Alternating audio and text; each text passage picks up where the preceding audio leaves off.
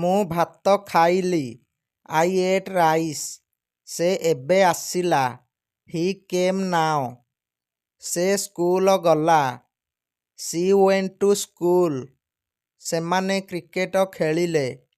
They played cricket. ସେ ମୋତେ ବହି ଦେଲା। He gave me book. ସେ ପାଇଲା। He got. ସେମାନେ ଏହା ନେଲେ।